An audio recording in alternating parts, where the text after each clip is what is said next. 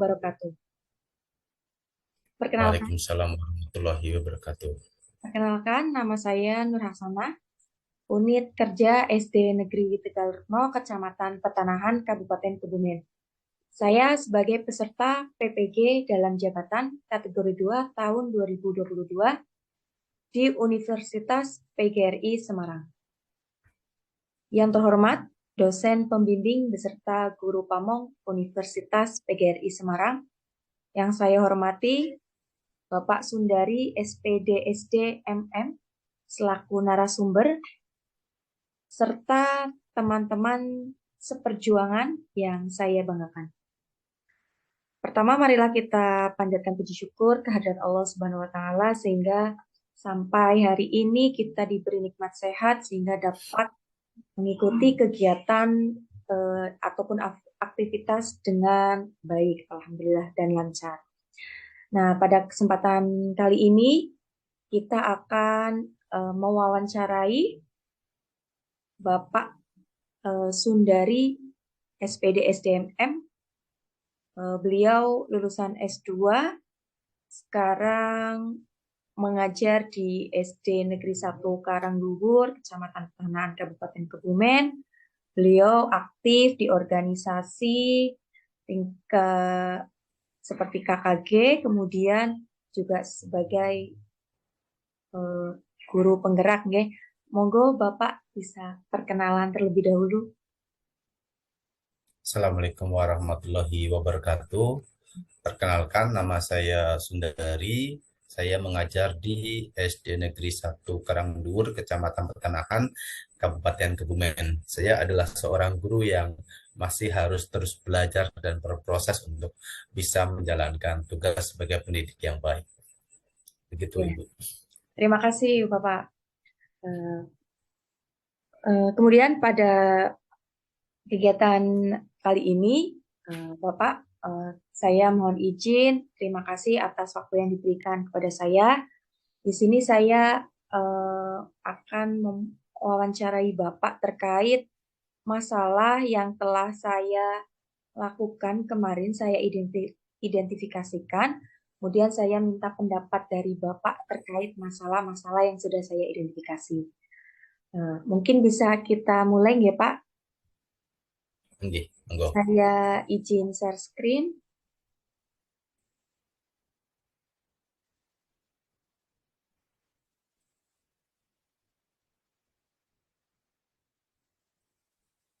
Ya, sudah tampil Bapak? Nggih, sudah. Ya. Eh, ke pembahasan yang pertama, masalah yang pertama, saya menemukan bahwa guru itu masih menggunakan metode ceramah dan tanya jawab sehingga kurangnya minat belajar siswa. Menurut Bapak, apa sih faktor penyebab hal itu bisa terjadi? Monggo Bapak. Ya.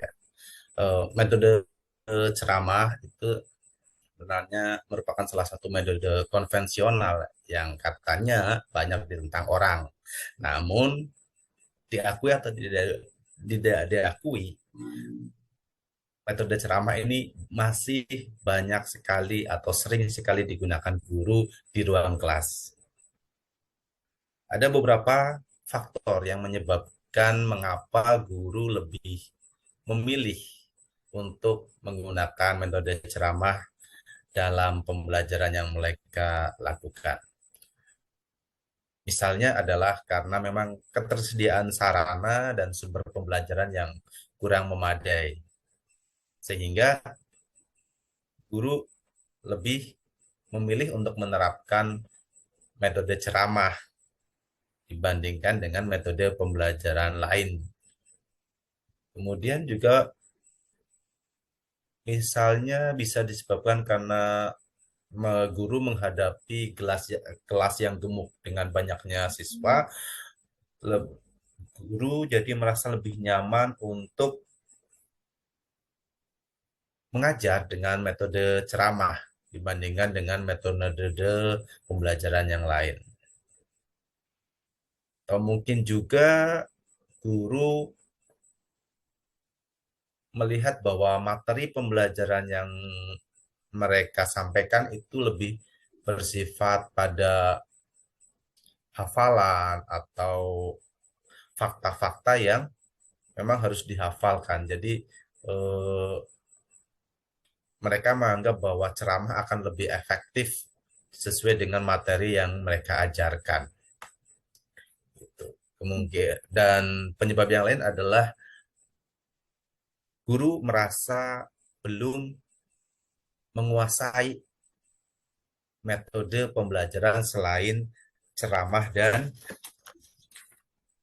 Tanya jawab. tanya jawab. Itu di Oke. situ ya itu menurut saya penyebab mengapa guru lebih memilih metode ceramah dan tanya jawab. Ya, itu berarti dari sisi gurunya nggak, Pak? Mungkin apakah masalah itu bisa timbul dari siswanya, Pak? Bisa, karena misalnya tadi ada jumlah siswa yang terlalu banyak Oh, sehingga nggih, nggih, untuk nggih. menerapkan metode pembelajaran lain eh, lebih tingkat kesulitannya lebih tinggi dibandingkan dengan ceramah itu. Oke, oke. Ya, sudah jelas. Terima kasih, Bapak. Kemudian untuk permasalahan yang kedua, Pak, saya menemukan bahwa masih rendahnya kemampuan siswa dalam membaca permulaan. Karena di sini saya mengajar di kelas 1 yang mungkin latar belakangnya memang belum bisa membaca seperti itu, Pak. Itu kira-kira faktor penyebabnya apa saja nih, Pak? Ya, faktor-faktor yang menyebabkan rendahnya kemampuan membaca permulaan ya Bu ya. Oke. Ya, sebenarnya kalau kita telisik ada faktor eksternalnya, ada faktor internalnya yang menyebabkan rendahnya kemampuan membaca permulaan pada peserta didik. Misalnya faktor internal, berarti faktor yang berasal dari diri siswa. Mungkin masih malas atau mereka belum atau masih kurang termotivasi, kurang memiliki motivasi dari diri sendiri bahwa mereka ingin bisa membaca lebih baik, memiliki keterampilan membaca lebih baik. Kemudian juga mungkin rendahnya minat belajar membaca pada diri siswa. Nah, itu dipengaruhi juga dari dukungan dari orang tua dan pengaruh dari teman-teman mereka yang ada di kelas. Juga dipengaruhi oleh guru sebagai pendamping belajar mereka di sekolah. Berarti guru juga Itu eh, memiliki faktor penyebab juga ya, Pak? ya, guru mempunyai kontribusi. Hmm.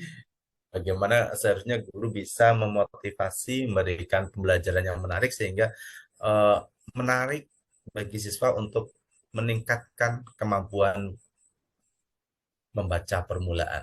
Mungkin dengan metode, mungkin dengan media yang lebih menarik minat siswa untuk belajar sehingga anak atau siswa tertarik untuk belajar, mau belajar tanpa terbebani bahwa mereka sedang belajar, tapi bisa seolah-olah sedang bermain, tapi mereka sambil belajar gitu. Ya, memang selama ini saya belum itu sih Pak Angge, belum menerapkan lebih ke terus ngajar materi seperti itu tanpa memperhatikan kebutuhan siswa seperti itu, Nggih. Nggih. Terima kasih Pak. Kemudian permasalahan yang selanjutnya yaitu berkaitan dengan numerasi. Masih rendahnya kemampuan siswa dalam mengenal lambang bilangan, penjumlahan, dan pengurangan. Itu apa saja nih Pak, faktor penyebabnya nih Pak? Faktor yang menyebabkan siswa masih mengalami kesulitan dalam kemampuan numerasi begitu ya Bu ya. Iya. Nah, ya. Mungkin itu dipengaruhi dengan kurangnya pembiasaan dari guru untuk menyelesaikan masalah yang berkaitan dengan soal-soal literasi numerasi gitu. Jadi mungkin eh, pembiasaan siswa, jadi siswa lebih dibiasakan untuk diajak menyelesaikan atau memecahkan masalah yang berkaitan dengan literasi numerasi. Dengan pembiasaan seperti itu diharapkan nanti siswa akan mampu meningkatkan kemampuan numerasi mereka. Itu menurut saya, Ibu. Nggih, Bapak. Iya, karena permasalahannya itu anak-anak masih bingung antara kebalik-balik angka-angka dalam menulisnya ataupun terkait penjumlahan dan pengurangan. Kadang seperti dalam keseharian mereka jajan, mereka bawa uang berapa, jajannya habis berapa, kembaliannya berapa pun masih masih tidak tahu, Pak. Jadi kan miris sekali sebetulnya, nggih. Bisa saja mereka ditipu seperti itu kan karena tidak tahu dan nanti bisa akhirnya merembet ke masalah lain, misalnya cerita ke orang tuanya, "Lah kok kamu dibawakan uang 5.000 kok jajan apa saja kok habis?" Nah, seperti itu nanti ya timbul masalah baru seperti itu, Pak. Jadi memang mungkin di situ menjadi peluang bagi guru, misalnya bekerja sama dengan petugas kantin bahwa ketika anak jajan itu tidak hanya langsung diberi kembalian, tapi dengan memancing siswa. Uang kamu berapa, pakai berapa, kembalian berapa gitu. Oke. Dengan seperti itu mungkin nanti terbiasa anak dengan masalah-masalah numerasi. Misalnya kembalian uangnya berapa, dengan ditanya, oh uang kamu berapa, jajannya habis berapa, berarti kembaliannya berapa begitu. Hanya lingkungan Oh, sekolah juga nanti bisa ikut berperan dalam meningkatkan kemampuan numerasi. Jadi tidak hanya guru di kelas, tapi di secara nyata, di lingkungan nyata yang nanti misalnya dengan petugas kantin ketika transaksi beli jajan, atau mungkin dengan petugas koperasi sekolah gitu. oke, oke, oke. Oke, Pak, terima kasih. Oke. Memang selama ini mungkin lingkungan sekolah belum begitu berperan aktif sehingga hanya dari gurunya saja seperti itu. Oke, terima kasih Pak masukannya, Pak. Kemudian untuk masalah yang selanjutnya, kurangnya komunikasi antara orang tua dan guru terkait parenting dan pelaksanaan pembelajaran di kelas 1 pada kurikulum Merdeka. Di sini saya memang merasa eh, komunikasinya itu hanya terbatas di grup WA yang saya punya saat ini. Dan itu pun informasinya hanya sebatas misalkan besok pagi pembelajarannya ini, besok pagi mungkin Siswa eh, membawa ini. membawa ini, besok pagi pulang gak sih misalkan. Hanya seperti itu, Pak. Jadi fungsinya memang kurang ini apa ya, kurang kurang komunikasi itu gimana Pak penyebabnya, Pak? Faktor apa itu yang Eh, menyebabkan seperti itu? Memang komunikasi di era digital sekarang ini memang tidak harus bertatap muka, Ibu ya. Secara maya, di dunia maya pun sebenarnya bisa terjalin komunikasi yang efektif antara guru dengan orang tua. Karena diharapkan dengan komunikasi yang baik antara guru dan orang tua nanti bisa memecahkan masalah-masalah yang mungkin timbul antara pihak sekolah dengan orang tua, atau mungkin masalah yang timbul di kelas antar siswa, sehingga dengan komunikasi yang baik nanti akan menghindari adanya miskomunikasi, kesalahpahaman, atau mungkin juga dengan komunikasi yang baik akan membangun kepercayaan, kemudian akan timbul kerjasama yang baik dalam meningkatkan mutu pendidikan di sekolah tersebut. Tetapi pasti ada beberapa penghambat yang mungkin menjadi eh, komunikasi antara orang tua dengan murid tidak begitu efektif. Mungkin karena kesibukan orang tua itu, seperti bisa kita sadari bahwa kesibukan orang tua kayaknya juga semakin tinggi dengan mobilisasi mereka di era-era zaman seperti ini gitu. kesibukan orang tua sehingga mungkin kesibukan mencari nafkah atau kesibukannya lain sehingga orang tua lebih memasrahkan masalah pendidikan anak hanya kepada guru. Mereka tahunya bahwa mereka menyekolahkan anak tersebut, memenuhi kebutuhan sekolah anak gitu, tanpa mereka ingin mengetahui progres anak mereka di pendidikan atau di sekolah. Jadi mereka tidak mencari tahu, misalnya menanyakan kepada guru, gimana Ibu, anak saya di kelas, apakah bisa mengikuti pembelajaran atau tidak gitu. Tetapi itu juga dipengaruhi juga dengan mungkin latar belakang orang tua atau mungkin tingkat pendidikan orang tua. Mungkin kalau di desa-desa kan masih banyak yang, mohon maaf, pendidikan orang tua mungkin tidak begitu tinggi dan mereka sehingga kurang memahami, mengerti tentang dunia pendidikan saat ini. Jadi lebih ke masrah kepada orang, kepada guru untuk Sekolah. mendidik anak mereka gitu.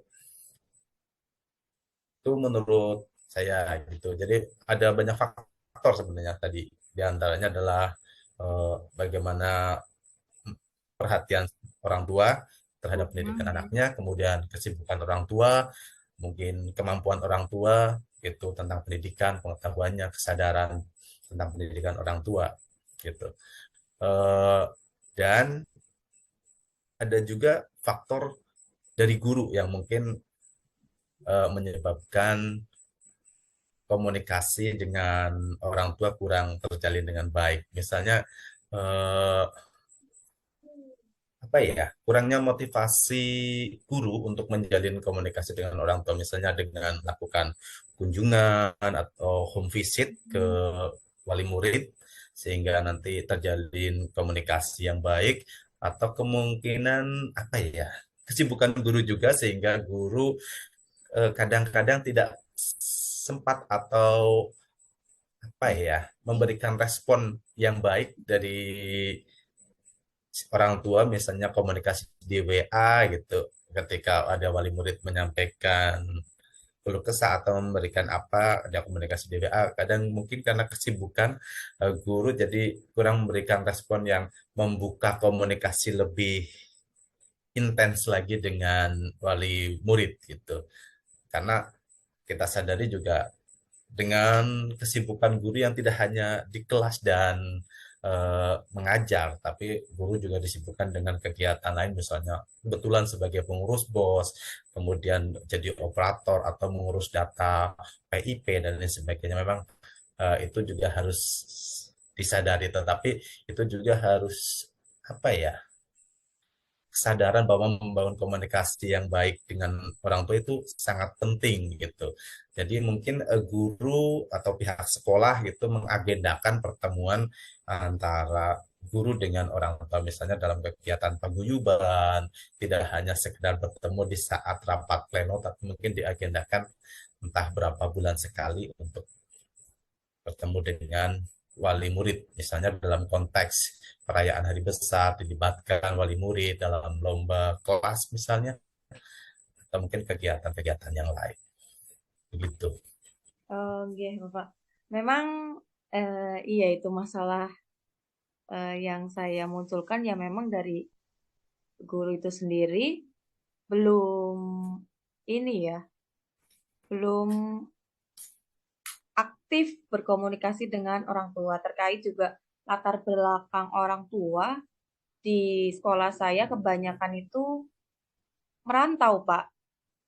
Merantaunya ke luar negeri dan Hmm, biasanya tinggal hanya dengan neneknya atau sama iya. hanya salah satu orang tuanya seperti itu. Sehingga memang ya berarti berpengaruh ya Pak, berpengaruh ketika anak itu ditinggal ibaratnya ya, tinggal bekerja. Apalagi ibu, biasanya kebanyakan malah ibu Pak. Ibu-ibu itu yang bekerja ke luar negeri. Yang Jadi jadi mereka, TKW ya. Iya, iya jadi mungkin kurang perhatian iya. dari orang di rumah seperti itu, nggih. Dukungan keluarga gitu ya. Iya. Nggih. Terus terkait pembelajaran kurikulum merdeka eh, itu gimana Pak? Maksudnya apakah eh, bagaimana caranya mengkomunikasikan dengan orang tua gitu terkait Eh, kurikulum baru ini. ya, itu sem- pada saat proses kurikulum itu kan sebenarnya ada workshop kurikulum, di mana Iya, iya. kegiatan workshop kurikulum itu harusnya menghadirkan wali murid, walaupun mungkin tidak semuanya. Mm, Itu di situ bisa menjadi ajang bagi guru dan orang tua untuk bertemu, berkomunikasi, kemudian mensosialisasikan tentang kurikulum Merdeka. Kemudian juga tidak hanya di pertemuan itu, mungkin guru secara aktif memberikan informasi terkait kurikulum Merdeka, sehingga karena beberapa wali murid atau bahkan mungkin sebagian besar wali murid bisa memanfaatkan media online, internet untuk mereka mencari tahu tentang kurikulum Merdeka, sehingga dengan mm. mereka tahu sedikit banyak tentang kurikulum Merdeka, mereka bisa berperan aktif menyiapkan anak untuk bisa mengikuti pembelajaran di kurikulum Merdeka. Karena ada penggantian istilah gitu kan, Betul. bahan ajar juga berbeda gitu. Di situ memang pentingnya mungkin di situ melalui WA group guru bisa memotivasi guru untuk apa ya, mencari tahu tentang kurikulum Merdeka, bagaimana penerapannya atau bagaimana, walaupun hanya sebatas tahu, atau sehingga mereka juga harus beradaptasi dengan pembelajaran anaknya di sekolah. Itu ada yang berbeda antara pembelajaran mungkin kakaknya ketika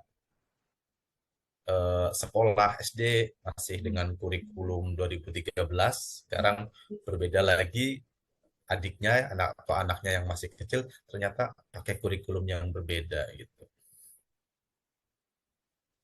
Oke, iya. Terima kasih Pak untuk masukannya.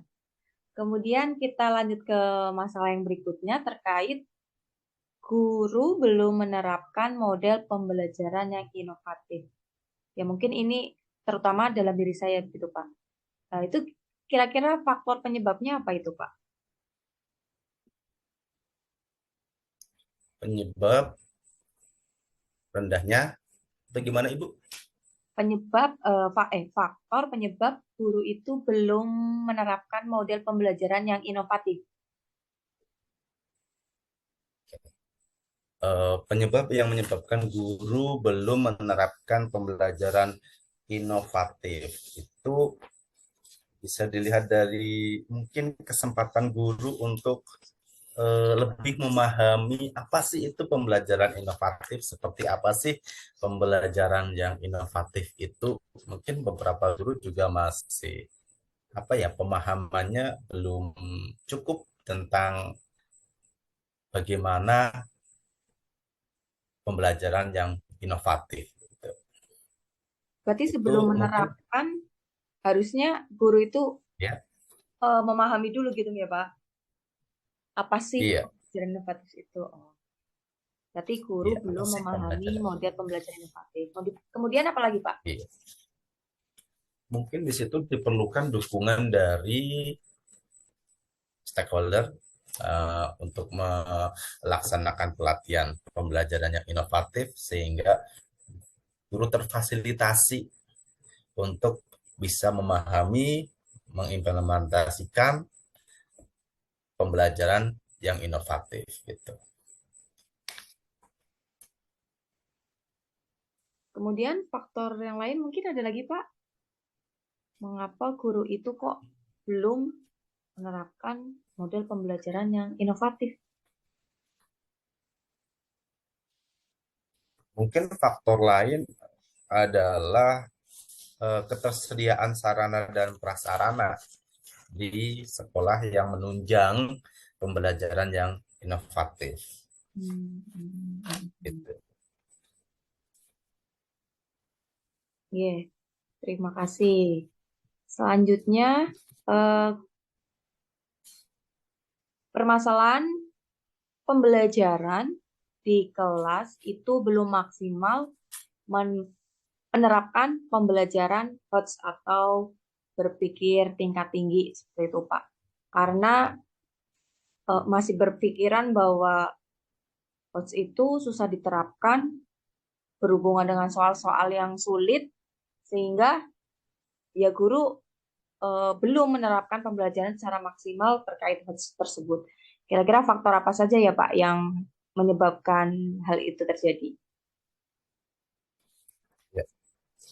Faktor penyebab pembelajaran di kelas belum maksimal dalam menekan pembelajaran yang hot atau high order thinking.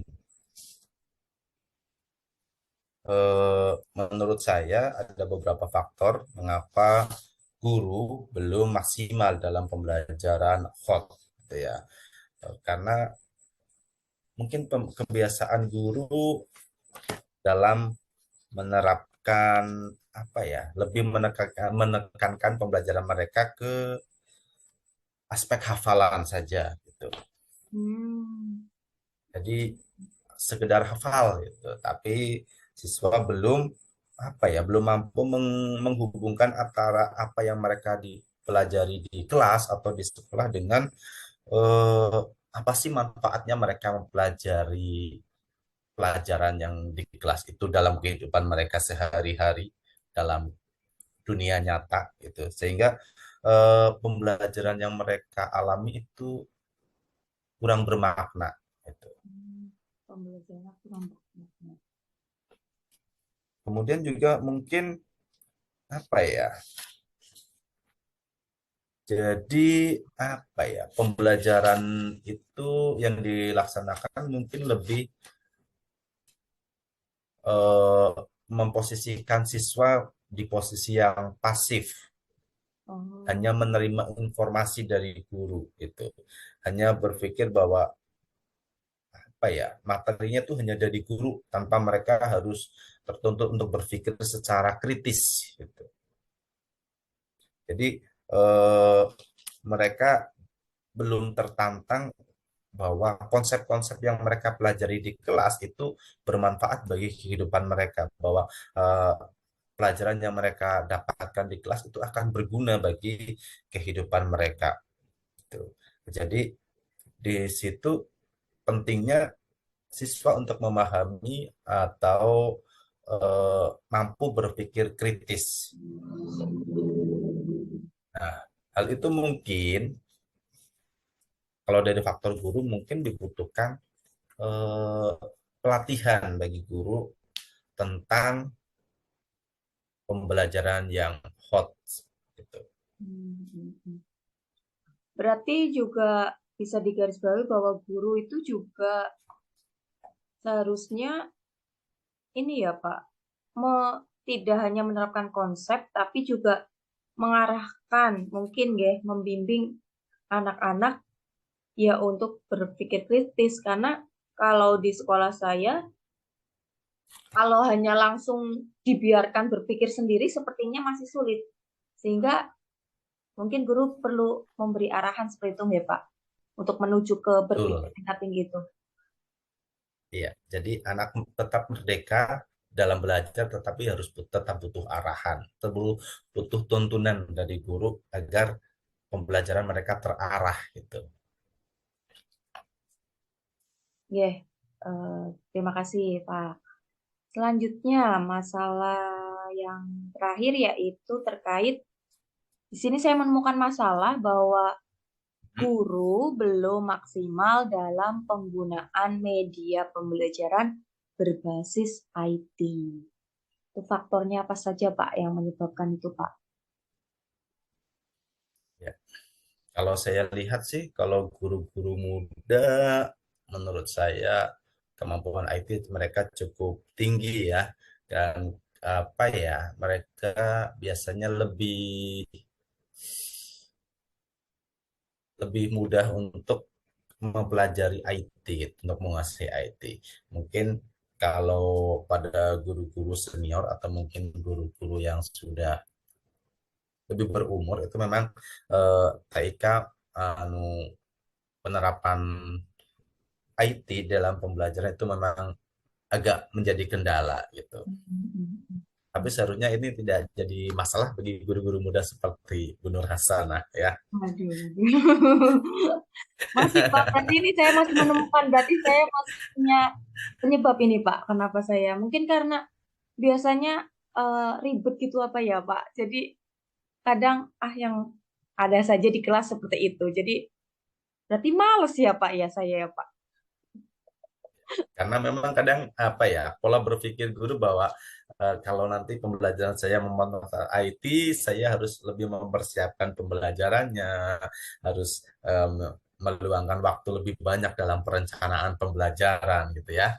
Iya, betul. Apalagi eh, belum lagi nanti kalau ada perkataan dari guru lain, lah ribet-ribet banget, gitu Pak. Jadi motivasi yang tadinya sudah semangat ataupun timbul dengan PD-nya seketika luluh Pak. Maksudnya, aduh iya ya gitu. Jadi mungkin pertemuan berikutnya sudah tidak lagi memakai yang berbasis IT seperti itu Pak. Kalau masalah seperti itu kayaknya penyebabnya adalah kurangnya dukungan gitu ya Bu ya. Oh, iya, iya, iya, betul Pak, betul. Faktor jawabannya kurang Itu kurangnya dukungan. dukungan dari apa ya, rekan guru atau mungkin kepala sekolah gitu ya. Kalau kepala sekolah tidak, Nah, Pak. di Kepala sekolah mendukung sekali, Pak, malah, Pak. Alhamdulillah. Malah saya Tapi di kalah, situ memang di kalah situ IT-nya, Pak, sama pentingnya. kepala sekolah. Oh iya.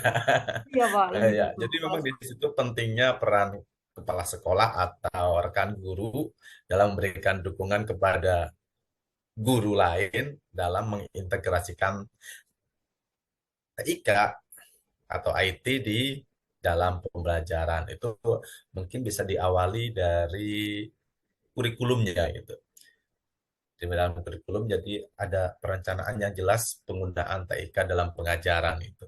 Mungkin divisi misinya harus mengintegrasikan teknologi Oh, iya. sehingga rencana untuk mewujudkannya itu terarah ke IT. Misalnya kalau di kurikulum sudah merencanakan bahwa pembelajarannya mengintegrasikan teknologi, berarti nanti kan dalam perencanaan anggaran sekolah berarti menunjang untuk pembelajaran yang memanfaatkan IT, misalnya penyediaan sarprasnya, laptop, mungkin proyektor gitu. Iya, Jadi terarah untuk penyediaan sarpras karena misalnya kalau sarprasnya kurang mendukung juga menjadi penghambat juga dalam pembelajaran yang menerapkan IT, begitu kan?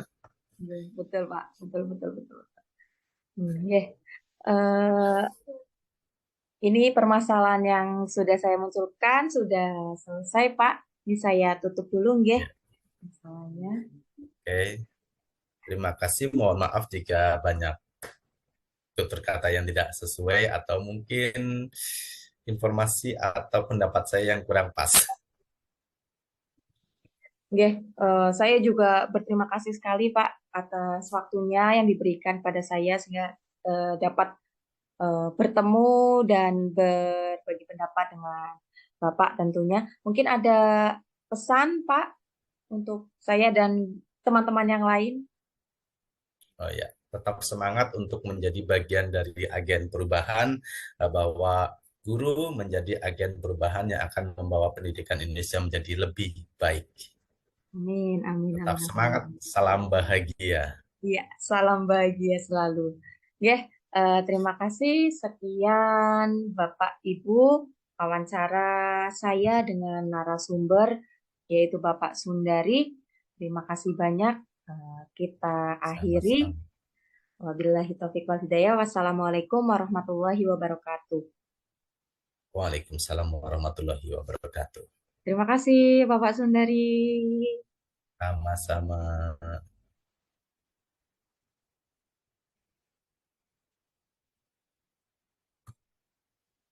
Mohon pamit izin meninggalkan lift ya. Nggih, monggo Bapak. Nggih. Matur nuwun. Semangat ya. Siap, siap Pak. Siap.